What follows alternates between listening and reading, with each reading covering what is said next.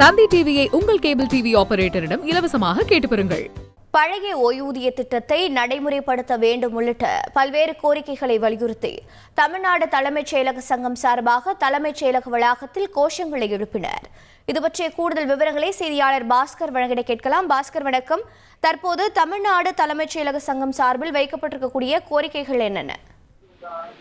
திராவிட முன்னேற்ற கழகத்தினுடைய 2021ஆம் ஆண்டு தேர்தல் கால வாக்குறுதியாக பழைய ஓய்வூதிய திட்டத்தை நடைமுறைப்படுத்த வேண்டும், காலவரையின்றி முடக்கி வைக்கப்பட்டிருக்கக்கூடிய சரண் விடுப்பை உடனடியாக அமல்படுத்த வேண்டும், அரசு பணியிடங்கள்ல காலியாக இருக்கக்கூடிய 4.5 லட்சம் பணியிடங்களை உடனடியாக பூர்த்தி செய்ய வேண்டும், இதற்கான அறிவிப்புகளை பட்ஜெட்ல வெளியிட வேண்டும் அப்படிங்கிற கோரிக்கை எல்லாம் முன்வைத்து தமிழ்நாடு தலைமைச் செயலக சங்கத்தினுடைய நிர்வாகிகள் மற்றும் ஊழியர்கள் தற்போது தலைமைச் செயலகத்துல உணவு இடைவேளை ஆர்ப்பாட்டத்தில் ஈடுபட்டு வருகிறார்கள்.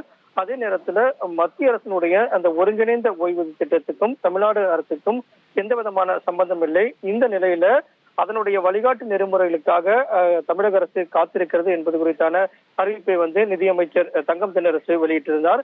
இதை 100% அரசு ஊழியர்களும் ஆசிரியர்களும் ஏற்க மாட்டார்கள். ஏற்கனவே கொடுத்த வாக்குறுதிகளை 2021ஆம் ஆண்டு தேர்தல் வாக்குறுதிகளில் பழைய ஓய்வூதிய திட்டத்தை செயல்படுத்துவதற்குண்டான அறிவிப்பு உடனடியாக வெளியிட வேண்டும் அப்படிங்கிற கோரிக்கையை முன்வைத்துதான் தமிழ்நாடு தலைமைச் செயலக சங்கத்தினர் தற்போது ஆர்ப்பாட்டத்தில் ஈடுபட்டு வருகிறார்கள். தகவல்களை வழங்கியதற்கு நன்றி பாஸ்கர்.